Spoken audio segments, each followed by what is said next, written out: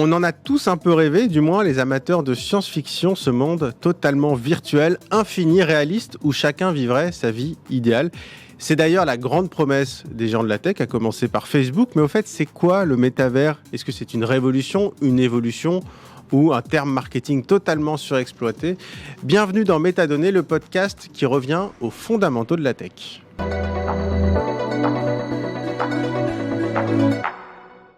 Salut Nico. Salut Raphaël. Alors je t'appelle Nico parce qu'on se connaît depuis bien longtemps. Nicolas Lelouch. Tu es journaliste chez Numérama et tu as beaucoup traité de ces sujets du métavers, de ces métavers. Beaucoup trop peut-être. Merci beaucoup d'être avec nous dans Métadonnées. Mais je voulais évidemment profiter de t'avoir pour revenir déjà sur la définition du métavers. Alors je demande toujours la définition du terme en début de podcast, mais là je pense qu'on en a encore plus besoin que d'habitude. On en a peut-être pour 10 minutes. Ouais, c'est pas grave, le problème avec la définition du métavers, c'est que personne n'est d'accord. Il y a plusieurs façons de voir le métavers. En réalité, le métavers tel qu'il est imaginé, en tout cas par Facebook, donc c'est eux qui ont vraiment propulsé le concept en fin 2021 lorsqu'ils se sont renommés Meta, c'est l'idée d'avoir un monde virtuel dans lequel on interagirait avec le réel, mais dans un monde 3D façon jeu vidéo. Donc l'idée c'est simple, c'est que tout le monde a un casque sur la tête et que dans ce métavers-là, on peut rencontrer ses amis qui sont modélisés sous la forme d'avatars, on peut participer à des activités sportives, on peut aller à des concerts, on peut aller à des spectacles, tout ça en fait dans un monde virtuel, donc on reste chez soi, mais on a l'impression de reproduire la réalité. Et pour toi, le monde virtuel, il est forcément en réalité virtuelle ? C'est là où ça a un petit peu évolué. C'est ça peut être aussi sur un écran, Second Life. Tout à fait. Au départ, c'était censé être dans un monde virtuel. En tout cas, c'est comme ça que beaucoup l'ont présenté. Sauf que petit à petit, on l'a revu et on a dit que le métavers pouvait exister aussi dans un navigateur sur Internet, sur une application mobile. Donc en fait, ça s'est élargi à plein de choses. Et c'est pour ça que pour moi, la définition du métavers, elle est compliquée à donner. C'est qu'aujourd'hui, c'est un terme qui englobe énormément de choses différentes. Évidemment, il y a la réalité virtuelle, mais en fait, n'importe quel jeu vidéo correspond à la définition du métavers. Il y a eu un rapport gouvernemental qui est sorti mi-2022 qui disait justement que le métavers englobe toutes les technologies 3D. Donc ça peut être la modélisation, ça peut être les jeux vidéo, ça peut être le cinéma. À partir du moment où on interagit dans un univers 3D virtuel, c'est-à-dire qu'aujourd'hui, quand on va sur Google, quand on va sur Facebook, c'est une interface en 2D avec des boutons sur lesquels on clique, avec une page sur un écran. Là, l'idée d'avoir de la 3D, c'est qu'on peut se déplacer dans un environnement pour accéder à des choses, les manipuler, etc. Donc un jeu vidéo correspond parfaitement à cette définition. Oui, donc, GTA, c'est un métavers en fait. GTA est un métavers, Fortnite est un métavers, encore plus parce qu'il y a des concerts, il y a des événements dans Fortnite. Donc le métavers englobe tout ça. Maintenant, le métavers, celui dont tu es en train de me parler dans ce podcast, c'est le métavers de Facebook qui est le fantasme à la Ready Player One, qui est le fantasme à la Matrix, qui consiste à imaginer un monde complètement virtuel dans lequel on pourrait se propulser pendant quelques heures. Moi, j'ai l'impression que la différence entre le métavers et un jeu vidéo, c'est que c'est un jeu vidéo dans lequel on a le droit aussi de s'emmerder, en fait. C'est-à-dire on fait pas que les trucs cool, on fait les trucs chiants aussi. Alors, chiants, entre guillemets, mais c'est-à-dire on va rester comme ça posé. Alors, on va aussi travailler. Ça, c'est la grande ambition de Facebook, c'est de dire, vous allez aussi travailler dans le métavers. C'est un rêve, mais c'est là où cette définition est complexe. Je dis pas qu'on se fait forcément chier quand on travaille, on peut s'amuser. Je vais peut-être te surprendre. Alors, je fais partie des gens qui ont beaucoup testé le métavers, la réalité virtuelle ces dernières années, et je trouve que l'aspect travail est un des plus intéressants de ces plateformes. Je vais donner un exemple concret. Avec le dernier casque de Facebook, on a la possibilité d'installer un logiciel sur son ordinateur. En fait, quand on regarde l'écran de son ordinateur avec le casque sur la tête, on a 3 écrans géants de 75 pouces qui sortent. Comme ça, tu peux me dire que ça sert à rien, mais en fait, l'investissement de 3 écrans de cette taille, ça coûterait beaucoup plus cher qu'un casque et ça permet en fait de voir le vrai monde tout en ayant un vrai casque, des vrais écrans pour pouvoir travailler avec plus de confort. Est-ce que c'est aussi confortable que 3 vrais écrans ? 2, est-ce que c'est tenable sur des journées de 8 heures avec un casque sur la tête ? Aujourd'hui, peut-être pas pour tout le monde. Moi, personnellement, j'arrive à bosser 2-3 heures avec ça sur la tête sans problème. Mais ce qui est évident, c'est que ça va s'améliorer dans le futur. Donc cet usage-là du travail, il est possible. Mais c'est là où il faut être très prudent. C'est que pour moi, cet usage dont on est en train de parler, il n'a rien à voir avec le métavers. En tout cas, rien à voir avec la présentation du métavers telle qu'elle est faite par Meta aujourd'hui. Et c'est tout le problème de ce terme, c'est que finalement, on dit métavers, on l'entend partout. C'était le mot tendance en tech en 2022. Mais la réalité, c'est que travailler avec un casque de réalité virtuelle sur la tête, c'est ni plus ni moins que de la réalité virtuelle. ou de la réalité mixte, augmentée, c'est ça, oui, mais ce n'est pas du métavers. C'est pas une vie virtuelle finalement, c'est pas un monde virtuel, c'est simplement on travaille de façon virtuelle. C'est ça, on est dans le vrai monde, on a son vrai ordinateur et on a juste des écrans qui vont apparaître au milieu de sa vision. Donc même si Meta va dire oui, le métavers est le futur, il y a une publicité qui passe à la télé régugulièrement, vous l'avez peut-être déjà vu. Le métavers est virtuel, mais son impact est bien réel. Absolument. Alors son impact, il n'est pas réel. Il n'est pas du tout réel, et surtout que cette publicité, elle montre une dizaine de choses, soi-disant, dans le métavers. C'est que de la VR. Il n'y a pas une seule de ces choses qui correspond à la définition du métavers. Oui. C'est uniquement, c'est un chirurgien qui opère quelqu'un à distance. C'est pas du métavers. C'est ce qu'on montrait il y a 10 ans déjà au début de la VR, en fait. C'est un concept de réalité virtuelle. Ouais. C'est quelqu'un qui va jouer à un jeu vidéo. Pareil, c'est un jeu en réalité virtuelle. Donc je pense que même chez Meta, ils n'ont aucune idée de où ils vont avec ce terme de métavers. Et c'est là où il faut être très prudent quand on le traite, parce que finalement, le métavers englobe énormément de choses. Ça peut être le jeu vidéo, ça peut être la réalité virtuelle, ça peut être des mondes 3D dans lesquels on peut interagir, ça peut être des applications en réalité mixte, en réalité augmentée. Donc, c'est un terme qui sert à énormément de choses. Alors, on va quand même regarder ce qu'il y a de concret. Donc, tu me parlais de leur partie professionnelle, mais finalement, officiellement, le métavers de Facebook, il est disponible en France, très concrètement depuis l'été dernier. Tu l'as testé. Oui. Je ne sais pas si tu l'utilises encore. Donc, ça s'appelle Horizon Worlds. Oui. Donc, c'est un monde où on a des petits avatars en 3D et on met son casque de réalité virtuelle. Donc, techniquement, j'ai envie de dire, le produit, il est là. Oui. Ça donne quoi quand on l'utilise ? Alors, en effet, il y a plusieurs applications qui s'apparentent à ce fameux métavers, donc cet environnement 3D. Il y en a une qui est la version officielle de Meta, qui s'appelle Horizon Worlds. Quand on est dedans, on a un avatar. Déjà. Donc l'idée en fait c'est que quand on se regarde dans un miroir, on va voir quelque chose qui nous ressemble, mais qui ressemble à un personnage de dessin animé, et on va voir grâce aux manettes qu'on tient dans ses deux mains, des mains virtuelles, et si on appuie par exemple avec le majeur sur un bouton, ça va permettre de serrer les poings. Donc ça va permettre d'attraper des objets, ça va permettre de serrer des mains, ça va permettre de se déplacer. Tout ça en fait, ça donne l'impression qu'on est vraiment propulsé au milieu d'un jeu vidéo. Horizon Worlds, c'est au pluriel Worlds. C'est pas un seul et unique monde, c'est plusieurs mondes et c'est un univers collaboratif, c'est-à-dire qu'il va y avoir les mondes créés par Meta. Par exemple, il y a une plaza, je crois que ça s'appelle Central Plaza, donc c'est un monde dans lequel on a des terrains de basket, dans lequel on va avoir des salles de jeu, dans lequel on a des jardins, dans lequel on peut jeter des avions en papier. Et l'idée, c'est d'aller à la rencontre des personnes qui sont aussi dedans. Donc quand on s'y connecte, on peut se balader dans le centre et il y a des gens qui sont en train de discuter et on peut se rajouter au milieu de la conversation, ouvrir son micro et discuter. Et ce qui est marrant, c'est que la plupart des gens qu'on rencontre, c'est pas des personnes qui viennent régulièrement. C'est des gens qui disent qu'elles sont curieuses et que c'est la première ou deuxième fois qu'elles viennent dedans. Et j'ai rarement croisé des gens qui me disent... qu'il y ait personnes qui disent je viens. Et les chiffres le confirment, parce que ce qu'on voit en fait, c'est que il y a eu beaucoup d'utilisateurs uniques dans Horizon Worlds, mais peu d'utilisateurs réguliers. Donc les gens ne reviennent pas. C'est vraiment de la curiosité d'aller voir ce qu'on peut y faire. Et cet univers-là, en fait, il mélange plein de choses. Parce qu'une fois qu'on est dans Horizon Worlds, moi, c'est le truc que je trouve le plus rigolo là-dedans, c'est qu'il y a un terrain de basket avec différents ballons et on doit s'amuser à marquer des paniers. Mais en fait, je vois pas l'intérêt de faire ça dans un métavers par rapport à un jeu vidéo qui serait dédié au basket en réalité virtuelle. C'est forcément moins bien fait. Et en fait, on vient pas là pour jouer au basket, on vient là pour discuter, on vient là pour rencontrer des gens. Et donc, forcément, l'intérêt, il est restreint. Et en plus de cet univers-là, on a plein d'univers créés par des fans. Il y a un univers, par exemple, qui s'appelle Marvel Métavers, où des gens ont repris toutes les tenues des personnages de super-héros Marvel, et c'est une sorte de musée. Donc on se balade, on peut prendre le bouclier de Captain America et le jeter, on peut mettre l'armure d'Iron Man pour s'amuser à voler. Enfin, les possibilités sont infinies. Excuse-moi, mais il y a un côté super amateur. Parce que il y a un côté super amateur. Parce que si ça prenait vraiment, j'ai du mal à croire que Disney laisserait faire et qu'ils ne feraient pas leur Marvel officiel. Donc s'ils laissent faire, c'est vraiment... Et il y a une réalité, c'est que toutes les fois où je suis allé dans ces univers alternatifs, on était 3 dedans. Oui, alors c'est la question que j'allais te poser. Il y avait du monde ou pas ? Il y a du monde dans l'univers principal d'Horizon World, donc là, le fameux Central Plaza. Mais bon, c'est un monde évidemment à relativiser. C'est un monde de 40-50 personnes en cumulé, donc c'est pas énorme pour... Mais c'est 40 personnes, pas au niveau de la France. Je pense que c'est au niveau du monde, oui. Enfin, ils ont la possibilité de multiplier l'existence de ces rooms quand elles sont pleines, mais généralement, le numéro 1 n'est pas plein. Non, mais donc, ça veut dire que c'est quand même hyper important parce que ils dépensent quand même, je sais pas combien, 10 milliards. Ils dépensent 10 milliards par an. Ouais. Alors, c'est pas que Horizon Worlds, mais quand même. C'est quand même une grande partie d'Horizon Worlds. Donc, ils dépensent tout ce fric et tu es en train de me dire juste qu'il y a, on va dire, quelques dizaines de personnes dans le monde. En cumulé, oui. Tout à fait.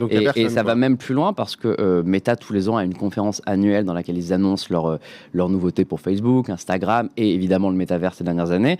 La dernière édition, qui je crois était en octobre, je me trompe peut-être, mais c'était à quelques semaines près ça, avait une version métavers. Donc ils avaient en fait modélisé leur campus californien en 3D et on pouvait s'y rendre. C'était assez dystopique parce que quand on rentre, on avait une photo géante de la tête de Mark Zuckerberg avec une flèche qui disait vers où était la conférence. Et ce qui est fou, et c'est pour moi la principale erreur du métavers, c'est qu'il tente de répliquer le réel alors que le numérique n'a jamais été bon quand il réplique le réel. Ce qui fait que des gens commandent leurs courses en ligne aujourd'hui, c'est pas parce qu'ils doivent se balader avec un caddie dans un jeu vidéo, c'est parce qu'ils commandent les courses, qu'ils choisissent les produits, qu'ils cliquent sur acheter et que c'est livré à la maison. Et là, en fait, tout le paradoxe de ce truc, c'est que moi, je suis arrivé en retard à la conférence. Je suis arrivé à 55 et ça commençait à pile. Et il a fallu que je cours avec un joystick en 3D pour arriver à temps dans la salle de conférence. En vrai, tu aurais pu appuyer sur un bouton pour y aller. J'aurais pu appuyer sur un bouton en rentrant dans la salle de conférence. Des contraintes. Oui, c'est ça. C'est qu'en fait, on marche vraiment jusque dans la salle, comme si on était dans un monde 3D. Et ce qui était édifiant pour moi, c'est que la salle de conférence, qui était une salle immense, un auditorium, on était 20 dedans. Alors que c'est quand même, on peut imaginer que tous les journalistes du monde entier, toutes les personnes qui sont fans de méta et du concept du métavers, ne serait-ce que les gens de chez Facebook, rentrent là-dedans. Et en fait, du coup, on était dans un auditorium et la conférence, on la voyait en même temps que tout le monde, avec une particularité que, pour le coup, je trouvais cool, c'est qu'en fonction des annonces, la salle se transformait. Donc, quand on était sur une annonce métavers, eh bien, la salle s'ouvrait sur une sorte de théâtre en plein air et d'un coup, Mark Zuckerberg prenait la forme de son avatar et se mettait au milieu de tout le monde. Et ça, c'était intéressant et ça permettait de voir les autres personnes réagir, les autres personnes faire des signes, mais encore une fois avec 20 personnes. Mais en fait, Facebook, là, ils vont pas être bloqués à cause de leur matos, parce que tant que c'est de la réalité virtuelle, si tu le fais sur un écran, d'ailleurs ils ont dit que ça arriverait sur écran. Oui. Mais personnellement, je vois pas l'intérêt de le faire sur un écran. Je pense après, c'est vraiment Second Life. C'est un avis strictement personnel, mais je pense que il y a une révolution qui va arriver dans les nouvelles technologies, qui est celle de cet Internet 3D. On a beaucoup parlé de l'Internet, du Web 3.0, etc. Je n'y crois pas une seconde. Je ne pense pas que les crypto-monnaies et les NFT soient sur le point de révolutionner le web. Les cryptos, ça fait 10 ans qu'on attend. Oui, c'est ça. Et on pense que c'est le futur d'Internet. Ouais. Je pense que c'est quand même très niche. Par contre, je pense que aujourd'hui, toutes les interfaces qu'on a, que ce soit le smartphone, la tablette, ça passe par des écrans 2D avec des interfaces très simples. Et ce qui va se passer, c'est qu'en effet, il va y avoir l'arrivée de ces casques de réalité mixte, etc., qui vont permettre d'accéder à des expériences où les icônes seront en 3D, où on pourra passer derrière ces icônes, on pourra manipuler des objets, etc. Mais là, tu parles plus de la même chose. Attends, parce que là, tu parles de la réalité mixte. Absolument. Donc, c'est pas pareil. Mais juste, je voulais revenir à un truc. Tu me dis qu'il n'y avait personne dans ce métavers. Mais est-ce que la frontière, c'est pas de devoir acheter un casque de VR qui coûte 600, 700 euros, je sais plus combien il est. Ça commence à 450, mais ça peut monter bien plus haut si on veut un bon casque. Est-ce que pour toi, tant qu'il y a cette frontière, avant qu'on aille sur d'autres matériels, est-ce que pour toi, c'est jouable avec des casques de réalité virtuelle ? Pour moi, on n'a pas le choix, c'est obligatoirement dans les casques. Je pense que passer par c'est ce que il expliquait avec cette idée de Internet 3D et Internet 2D, c'est que ces technologies-là d'immersion ne sont possibles que parce qu'elles sont en 3D. Ce qui est génial quand on a ces casques sur la tête, c'est qu'on a vraiment l'impression d'avoir une personne avec sa masse entière physique devant soi. On peut passer, on peut la contourner, on peut aller derrière elle. Ça, on ne pourra jamais le faire avec un ordinateur. Ça sera toujours une recomposition. Donc, c'est aussi tout le frein de ces technologies métavers. Elles partent du fait que tant que les gens n'ont pas de casque massivement et tant que les gens n'ont pas envie de passer des heures avec ce casque sur la tête, en fait, il n'y a aucun intérêt. Et la question, pour ça que ça marche pas. Je suis désolé, mais moi, la question, pourquoi j'ai pas envie de passer des heures avec un casque sur la tête ? 1, c'est pas très agréable. Absolument. 2, ça coûte cher. 3, on me dit tu vas prendre une bière virtuelle avec tes potes. Je suis désolé, je préfère, surtout après des années de Covid, je préfère aller dans un bar et prendre une bière avec les... Donc en fait, je ne comprends pas le service rendu. Évidemment, les réseaux sociaux, le service rendu, on le comprend bien. On parle à un pote qui est à l'autre bout du monde. Là, oui. D'ailleurs, dans le métavers, pourquoi pas ? Mais remplacer le quotidien, c'est complètement... C'est complètement stupide. Et c'est l'erreur de Meta. On sait qu'en 2023, Apple devrait se lancer sur l'univers des casques de réalité virtuelle, etc. Mais eux ont déjà prévenu qu'on n'entendra jamais le mot métavers dans la bouche des représentants d'Apple. Parce qu'en fait, c'est ce choix marketing qui est de constituer des choses réelles. Donc tu parles de boire une bière, c'est un très bon exemple dans le monde virtuel. Pour moi, il est voué à l'échec parce que personne n'a envie de faire ça. Il faut inventer des usages nouveaux. L'usage de travailler avec des écrans virtuels s'en est un. On peut imaginer, par exemple, pour regarder des vidéos, aller au cinéma à plusieurs. Pourquoi pas aussi ? C'est un exemple, c'est un usage qui pourrait être intéressant. Plutôt que regarder un film au téléphone avec quelqu'un, on met le casque sur la tête, on a l'impression d'être à côté, on peut discuter en se regardant devant le film. C'est un usage concret. Maintenant, l'idée, en effet, d'aller boire une bière, d'aller caresser un chaton virtuel en 3D, ça n'a absolument aucun sens. Et Meta est en train d'en payer les frais. Et eux-mêmes sont en train de revoir leur stratégie avec des casques de plus en plus haut de gamme, qui intègrent des technologies de réalité mixte, on en parlait tout à l'heure, qui va leur permettre finalement de dire oui, on était précurseurs sur ces technologies de web en 3D, mais le métavers n'est pas le seul moyen de le faire. Alors du coup, on repasse sur ce que tu disais, la réalité mixte. Donc toi, tu me disais, je pense que le futur, c'est ça. D'ailleurs, effectivement, c'est un peu ce qui se murmure chez Apple. Bon, en général, quand Apple sort un produit, c'est qu'ils ont quand même un peu réfléchi au sujet et sur vraiment le potentiel commercial immédiat. C'est quoi concrètement, du coup, ces casques de réalité mixte ? La réalité mixte, c'est une technologie hybride. Il y en a deux aujourd'hui. Il y a la réalité virtuelle et la réalité augmentée. Je vais les expliquer rapidement. La réalité virtuelle, c'est ce que vous connaissez probablement si vous écoutez ce podcast. C'est un casque qu'on met devant les yeux avec 2 écrans pour chaque œil qui permet de reconstituer un environnement virtuel. Donc maintenant, on est complètement déconnecté du vrai monde. On est complètement déconnecté. En fait, on voit des écrans. Donc c'est là où on peut voir le fameux métavers en 3D avec les personnages animés, etc. La réalité augmentée, c'est un rêve. Pour l'instant, elle n'est pas encore possible avec un casque sur la tête. Mixte augmenté, c'est pareil. La réalité mixte, justement, c'est là où j'ai apporté la nuance, c'est la particularité hybride. La réalité augmentée, l'idée, c'est que vous auriez des lunettes et qu'il y aurait des sortes d'hologrammes qui vont se projeter au milieu de votre vue. Donc l'idée, c'est que c'est comme si là, je te regardais, sauf qu'en plus, il y avait une autre personne qui est aux États-Unis et qui participe à ce podcast et que je la vois, mais au travers de ma vraie vision. La réalité mixte, sa particularité, c'est que c'est un mélange entre les deux. Donc l'idée, c'est qu'en attendant que les lunettes arrivent, on a un casque de réalité virtuelle avec des écrans devant les yeux, mais il y a des caméras autour qui vont répliquer la réalité.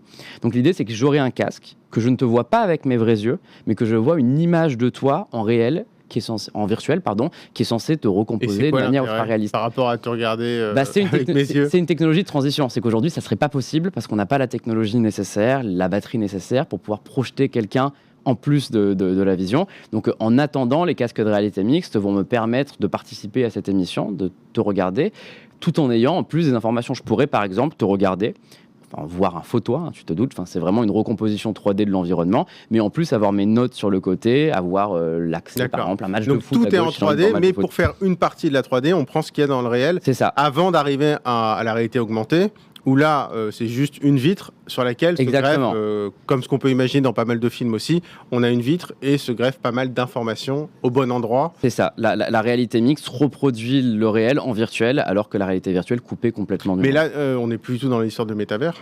C'est pour ça que la stratégie de Meta a l'air de ne pas avoir de sens, parce qu'eux-mêmes ont lancé un casque de réalité mixte à la fin de l'année 2022, et en fait, il n'y a aucune application qui peut être apparentée au métavers qui fonctionne en réalité mixte. C'est soit le métavers en réalité virtuelle, soit les applications qui sont proposées en réalité mixte. Donc Meta, qui est le grand défenseur du métavers, qui croyait tellement qu'ils ont changé leur nom pour s'appeler Meta, semble lui-même dire que c'était peut-être une erreur de stratégie et qu'il faut se reconcentrer sur autre chose. Donc c'est là où on voit que la révolution métavers qui nous est promise depuis plusieurs années risque de ne jamais avoir lieu.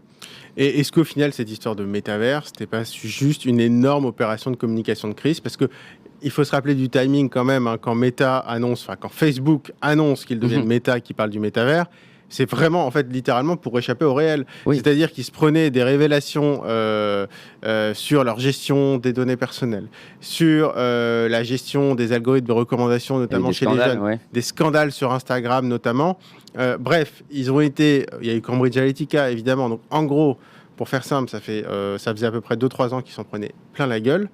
Ils se sont dit, bon, on a besoin d'un nouveau souffle. On va échapper au réel avec cette histoire de métavers. Mais en gros, est-ce que ce métavers qui était en gros le buzzword de 2022, c'est pas juste une opération de crise de Facebook qui a bien marché, du coup, qui a bien marché. En partie, mais c'est une opération de crise qui leur coûte la baisse de 50% de leur action, qui coûte la confiance envers Mark Zuckerberg chez certains investisseurs.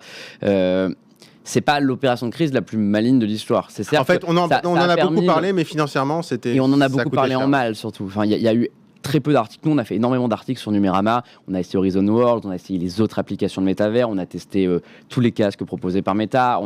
J'ai eu l'opportunité de participer à une conférence avec Mark Zuckerberg où il nous a présenté des prototypes de casques qui arriveraient dans le futur. On a énormément traité ça, mais il n'y a pas beaucoup d'articles qui étaient positifs. Parce que la réalité, c'est qu'on a beau essayer de se mettre à leur place, on ne voit pas l'intérêt aujourd'hui des technologies présentées. Donc pour Meta, ils ont quand même donné l'impression qu'ils étaient en train de perdre complètement le contrôle de leur entreprise. Il y a eu énormément d'articles qui racontaient que Mark Zuckerberg était parti dans un délire ultra personnel et que c'était vraiment son combat contre la logique et contre la raison du groupe. Donc je ne sais pas si ce scandale, si cette opération de communication a vraiment permis d'annuler un scandale.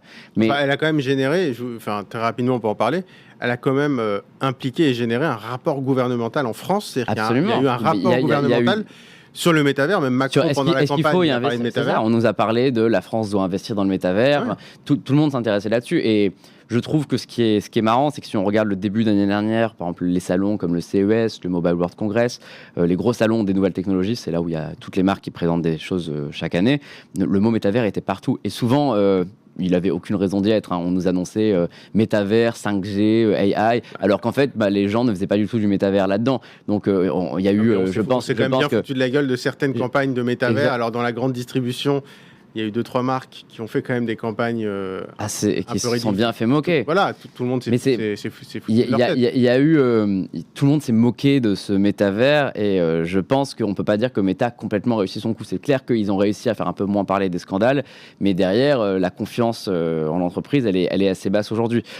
Il faut voir maintenant ce qui se passe. Mais le rapport gouvernemental, il a débouché sur quel Alors, le rapport gouvernemental recommandait l'investissement vers les technologies de métavers, mais lui expliquait qu'il n'y avait pas de définition unique sur le métavers et qu'il englobait en fait dans le métavers les technologies de modélisation 3D qui permettent de créer de l'animation au cinéma, qui permettent de créer de l'animation en jeux vidéo, qui permettent d'interagir avec ses mains dans des technologies. Oui, mais en gros, pour eux, le métavers n'est pas le monde proposé par Meta. Ils disent que cette définition est fausse et qu'elle a été créé à des fins marketing. Donc, en fait, on a globalement recommandé au gouvernement français d'investir dans le jeu vidéo et d'investir dans le cinéma.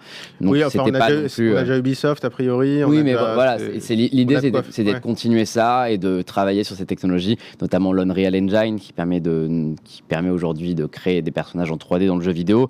On nous dit que c'est le futur du cinéma aussi. On dit au gouvernement français qu'avoir un moteur 3D souverain pourrait avoir du sens dans la quête justement de ce futur un peu plus 3D. Mais on ne parle pas du tout du métavers où on va caresser un chat virtuel. Donc du coup, en gros, dès qu'on parle du métavers, c'est vrai qu'on part sur du professionnel, sur du jeu vidéo. Donc en fait, ça se délite un peu. Ouais, et on ne parle pas du tout du métavers. Ou maintenant, c'est Facebook qui dit ça, c'est dans 10 ans.